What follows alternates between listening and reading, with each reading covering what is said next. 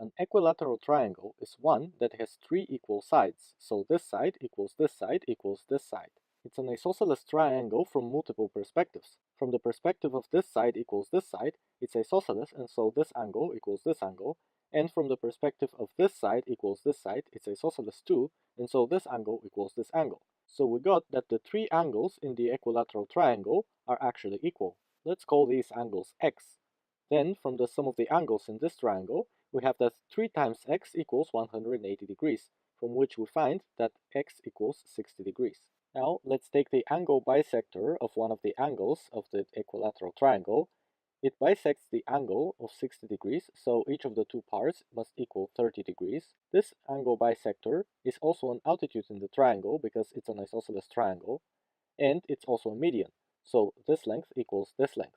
Similarly, if we construct the angle bisector of this angle, it's going to make 30 degrees here and 30 degrees here. This angle bisector is going to also be a median in the triangle, so this length equals this length, and an altitude, so this angle equals 90 degrees. We know that this angle is 30 degrees and this angle is 30 degrees, therefore this triangle is isosceles, and so this length equals this length. But we also know that this length equals this length. So this point and this point lie on the perpendicular bisector of this segment, and hence the line through this point and this point is the perpendicular bisector of this segment, which means that it's perpendicular to it and that this length equals this length. This also means that this angle equals 30 degrees. From the various symmetries in isosceles triangles, we get that this length equals this length equals this length, and that this length equals this length equals this length. Also, from the sum of the angles in this triangle, we get that since this is 30 and this is 90, then this angle must be 60 degrees. And similarly, we find that all of the angles around this point are 60 degrees each. This point here is called the center of the equilateral triangle. Now suppose you have a triangle for which you know that this angle is 60 degrees and you know that this side equals this side. Then, is it an equilateral triangle? Oh yes, we know that this is an isosceles triangle, and therefore this angle equals this angle. So from the sum of the angles in this triangle, we get that x plus 60 degrees equals 180 degrees, from which we can solve for x and we get x equals 60 degrees. Hence, all the angles in this triangle are 60 degrees, which means that it is equilateral. Now suppose that you have a triangle for which this angle is 60 degrees and this side equals this side. Then is it equilateral? Well, of course it is, because it's an isosceles triangle where this side equals this side, and therefore this angle equals this angle. So if this is 60, then this is also 60. And now that we have that this angle is 60 and this angle is 60, from the sum of the angles in this triangle, we conclude that the last angle is also 60 degrees. Now suppose that we have a chord in a circle, such that the length of the chord equals the radius of the circle, then we can say that this chord defines a small arc that corresponds to the angle 60 degrees. Because this here is an equilateral triangle, we have that this equals this equals this equals the radius of the circle. Now let's continue this line and to this line until they intersect the circle again. Then this triangle here is also equilateral, because we know that if this angle is 60, then this angle is 60, and we know that this equals the radius of the circle. And so for this triangle, we have that it's isosceles, and this angle is 60, and therefore it's equilateral. We know that this angle is 60, and this here is a straight line, and so this angle must be 180 minus 60 degrees, which is 120 degrees.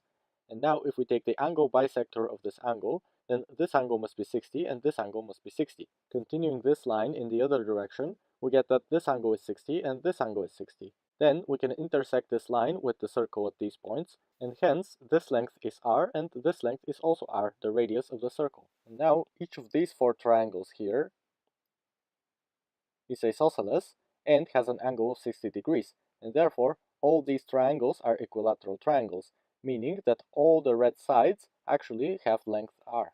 This picture here was the source of excitement for the Babylonians. Here's the optional problem. We have an equilateral triangle, and the random point is chosen on the inside of the triangle. Then, three perpendicular lines are drawn from this point to the three sides of the triangle, and these are the intersection points. Now we call this segment A, this segment B, and this segment C. We need to prove that the sum A plus B plus C is constant and doesn't depend on the position of the random point inside of the equilateral triangle. And here's the solution. I constructed a line that is parallel to this line and passes through this point, and another line that is parallel to this line and passes through the same point. Then, from the parallel lines, we know that if this angle is 60, then this angle is 60, and if this angle is 60, then this angle is 60. And from this parallel to this, we know that if this angle is 60, then this angle is 60. And therefore, we get two more equilateral triangles, one here and one here. We know that this A is the length of the altitude in this equilateral triangle, but in equilateral triangles, the three altitudes have equal length. Therefore, this altitude in the triangle also has length A. If we continue this line here and intersect it here, then we're going to have a rectangle because this line is parallel to this line, and so if this angle is 90 degrees, then this angle is also 90 degrees. And in a rectangle, the pairs of opposite sides are equal, and so this length equals b. Therefore, in this equilateral triangle, the altitude has length a plus b. But in an equilateral triangle, the three altitudes have equal length. And therefore, this altitude also has length a plus b. Now, if we take this line and continue it down and intersect it here, then we're going to get a rectangle again right here. Because of this parallel to this, when we know that this angle is 90 degrees, then this angle must also be 90 degrees. In a rectangle, the pairs of opposite sides are equal, and therefore, if this is C, then this here is also C, from which it follows that the length of the altitude in the large triangle is a plus b plus c. And this altitude doesn't depend on the position of this point inside of the triangle.